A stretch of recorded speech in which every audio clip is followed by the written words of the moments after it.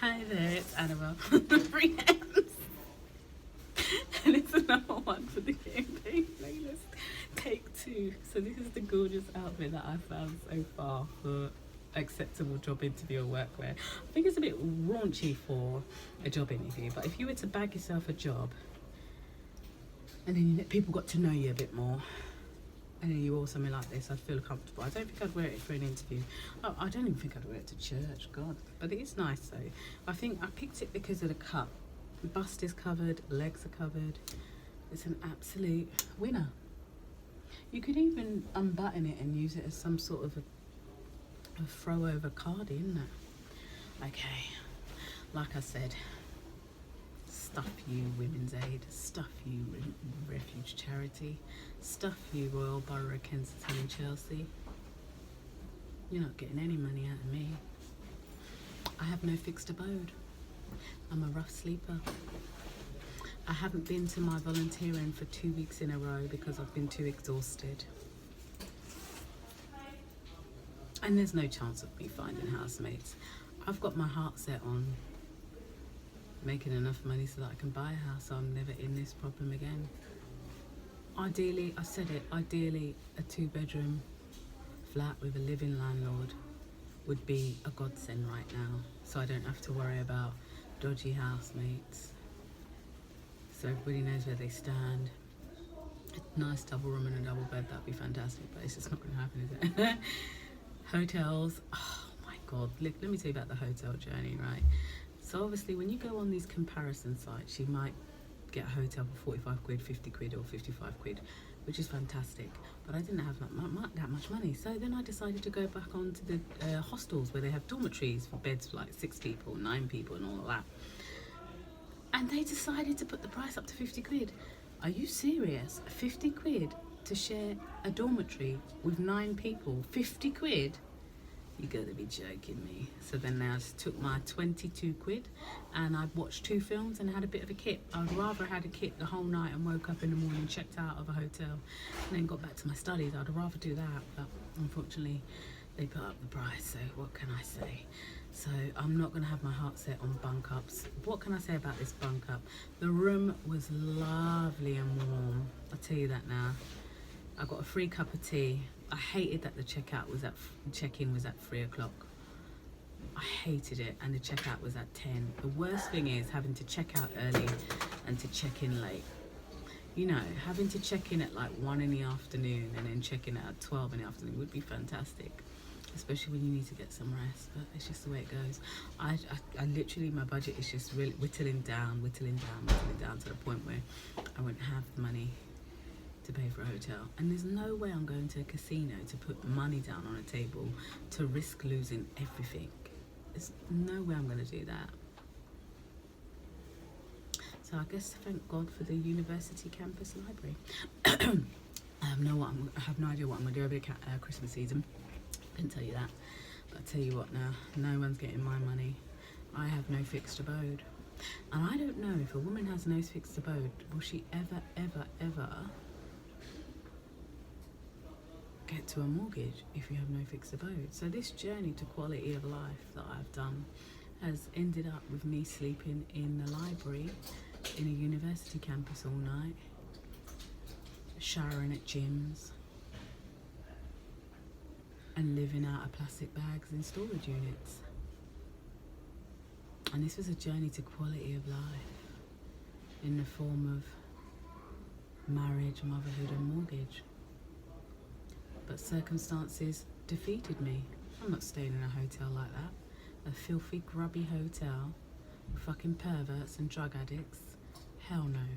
And that's a women's charity that put me there. So, I've lost all faith in women's charity. If you are suffering from domestic abuse or domestic violence, don't contact Women's Aid and don't contact Refuge if you are genuine. It's just there for you fucking fakes to use it to antagonise people. What else can I say? What else can I say? You know, they emailed me saying, oh yeah, you want to speak to a housing officer. What housing officer am I speaking to now that I've left? Did I mention I got arrested? Yeah, they accused me of waving a knife about. I did not wave a knife about. I'll tell you what happened, right? I don't know when I'm ever going to have a kitchen again, and I've got all this food and I don't want it to go out of date. Storage is refusing to let me have food storage in a short, which is unreasonable. That is reasonable not to store food in a storage. So do you know what I did? I took my little penknife and I slashed a hole in all the food and I dashed it, and someone got unnerved by it, and I was verbally abusive to the people on the train because they sit there knowing people have been reduced. People have been reduced out of their homes by you fucking terrorists. And you think I'm going to freaking sit there silent, and then they arrested me. They offered me toiletries and feminine hygiene products and dinner. I don't need your fucking dinner or your feminine hygiene products. What I need is a fucking housing officer. When I asked for it weeks ago, I've been asking it for nearly 3 months now. Since the summer, I've been asking for a housing officer. Now that I've left, you've emailed me to tell me you're giving me a housing officer. Go fucking spin on it, yeah? Spin on my fucking finger, you cunt. That's what I say. So no, I'm not going to go to women's charity as a genuine victim of domestic abuse. I don't care if I've told a few porkies on a fucking application form. You're not to be trusted anyway. Fuck's sake. And your safety is paramount when you stalk people, is it? Yeah, what I'd like is a gun. And I put a bullet through his head, mate. That's what I want, being honest with you guys. I've been on this journey to quality of life after a traumatic incident almost 5 years ago. And this is where it's ended up. But you know the good thing is, I've stockpiled some sleeping tablets. I'll buy myself a bottle of vodka. I'll check into the most expensive hotel of my student loan. I'll swallow a tablet one by one and I'll wash it down with vodka. And I'll say, sayonara guys, congratulations, cunts. That's what I'll be doing. That's how I feel like right now. How dare these charities still have a registration number?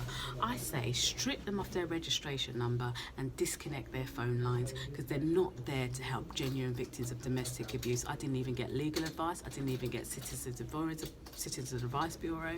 So the people who think I'm speaking English code, I'm not speaking English code. I know you're going to take this as a base camp for terrorism. You are a bunch of terrorists and you've been using women's refuges as a base camp to terror the British people. That's what you have. And I'm not gonna, no holds bar anymore. No subject off topic no more. I don't need to be jazz hands with you anymore. They are cunts. They need to be shut down. And I want to start a campaign to get you shut down. I want to start a campaign to get Women's Refuge charity and Women's Aid shut down, and a public announcement to say you don't have the knowledge or the capacity to be helping women flee domestic abuse, especially when you put them in a hotel with drug addicts and illegal immigrants and mentally ill people without medication. So that's why. That's why. They didn't even have a fucking feminine hygiene bin, and you think it's safe for women without a feminine hygiene bin. So if it's you foreign cunts that think that's acceptable, then go on, tottle onto that hotel because there's no feminine hygiene bin. Fucking cunts. I don't know what I'm going to do, but at least I've got my sleeping tablets and enough money for a hotel. No one's going to stop me from doing that. You know, before I leave this earth, I wanted to go out with a bang, man. Right, so I'm going to start a society and hopefully encourage them to party. There's always a rapist in a nightclub. Doesn't mean you shouldn't go out, innit? There's always a rapist in a nightclub. Doesn't mean you shouldn't go out, have a good time with your friends. I say enjoy every minute as you can while you've got the enthusiasm, not even energy, while you've got the enthusiasm. Enjoy every minute of your life that you can. And in the words of Madonna, absolutely no fucking regrets. So I've got to go out with a bang. Got to enjoy myself. So that's why I'm on a creative writing degree, because there's nothing else in this world that I want more. And you know, I've got to 388 pages, so that's 112 pages behind on my novel. And some vampire was probably in my imagination humiliating me because they think it's funny, but they haven't got the balls to tell me what I've done so wrong when people have done a lot worse and you seem to love them. So is it my flesh and blood you want? Is it my blood you want to drink and my flesh to eat? Do I look like Jesus to you? I'm not Jesus, bitch. You won't have my blood, you won't have my flesh. In the words of Annabelle, fuck you all. Don't speak to me, you fucking cunts. I'm not your friend. I'm not your fucking donor. I mean, as real as I fucking can be. Real as I fucking well can be. You seem to think we're in some fucking competition for a donation from a donor. That's what you seem to think we are in. If we all got the same problem, why is there a competition? Competition is for those who are in competitive employment. Charity is charity, you shouldn't have to compete for it. I don't know. I feel like renewing my passport and just getting on a plane somewhere, enjoying the beach for the day, and then just saying sayonara to you all. I guess the journey of quality of life ends here.